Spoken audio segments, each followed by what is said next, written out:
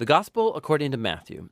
In the first video, we saw how Matthew introduced Jesus as the Messiah from the line of David, and as a new authoritative teacher like Moses, and also as Emmanuel, which in Hebrew means God with us. After Jesus announced and taught about the arrival of God's kingdom, and after he brought the kingdom into day-to-day life among the people of Israel, we saw that Jesus was accepted by many, but rejected by others, especially Israel's religious leaders, the Pharisees. And so the big question is, how is this conflict between Jesus and Israel's leaders going to play itself out? The next large section, chapters 14 through 20, explore all the different expectations people have about the Messiah. So Jesus keeps healing sick people, and twice he even miraculously provides food for these huge crowds in the desert. One's made up of Jewish people, and the other is a non-Jewish crowd. And this sign, it's very similar to what Moses did for Israel in the wilderness. And so all these people are excited about Jesus. They think he's the great prophet and the Messiah, but not the religious leaders. Their view of the Messiah is built on passages like Psalm 2 or Daniel chapter 2 about a victorious Messiah who's going to deliver Israel and defeat the pagan oppressors. And from their point of view, Jesus, he's a false teacher. He's making blasphemous claims about himself. And so there are stories here about them increasing their opposition, hatching a plan to kill him. And so in response, Jesus, he withdraws, and he begins teaching his closest disciples what it means for him to be Israel's Messiah, because it is not what anybody expects. So Jesus asks his disciples, chapter 16, he says, "Who do you all say that I am?" And Peter comes up with the right answer, it seems. He says, "Well, you're the Messiah. You're the Son of the living God." But then it becomes clear that Peter's thinking about a king who's going to reign victoriously through military power. And Jesus challenges Peter, saying that, yes, I am going to become king, but through a different way. And so Jesus starts to teach on themes from the prophet Isaiah, who said that the Messianic king would suffer and die for the sins of his own people. And so Jesus, he was positioning himself as a Messianic king who reigns by becoming a servant, and who would lay down his life for Israel and the nations. Well, Peter and the disciples, they mostly just don't get it. And so Jesus enters into the fourth block of teaching, followed by a series of teachings after that. And these are all about the upside-down nature of Jesus' messianic kingdom, which turns upside down all of our value systems. So in the community of the servant king, you gain honor by serving others. And instead of getting revenge, you forgive and do good to your enemies. And in Jesus' kingdom, you gain true wealth by giving your wealth away to the poor. To follow the servant Messiah, you must become a servant yourself. In the next section, we watch the two kingdoms clash, Jesus' kingdom and that of Israel's leader. Jesus comes to Jerusalem for Passover riding in on a donkey, and the crowds are hailing him as the Messiah. And Jesus immediately marches into the courtyard of the temple, and he creates this huge disruption that brings the daily sacrifices to a halt.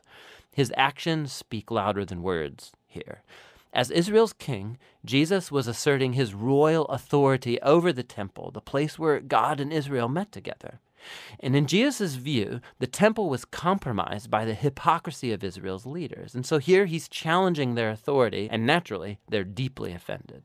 And so they try to trap Jesus and shame him in public debate, and they fail. So they end up just determining to have him killed. In response, Jesus delivers his final block of teaching. He first offers this passionate critique of the Pharisees and their hypocrisy, and then he weeps over Jerusalem and its rejection of God and his kingdom. Then Jesus withdraws with the disciples, and he starts telling them what's going to happen. He's going to be executed by these leaders, but in doing so, they're going to create their own demise, because instead of accepting Jesus' way of the peaceful kingdom, they're going to take the road of revolt against Rome, and so Jerusalem and its temple are going to be destroyed. But, Jesus says, that is not the end of the story. He's going to be vindicated after his death by his resurrection. And one day, he'll return and set up his kingdom over all nations. And so in the meanwhile, the disciples need to stay alert and stay committed to just announcing Jesus and his kingdom and spreading the good news. And so with all of that ringing in the disciples' ears, the story comes to its climax. That night, Jesus takes the disciples aside and he celebrates a Passover meal with them. The Passover retells the story of Israel's rescue from slavery through the death of the Passover lamb. And then Jesus takes the bread and the wine from this meal as new symbols, showing that his coming death would be a sacrifice that would redeem his people from slavery to sin and evil.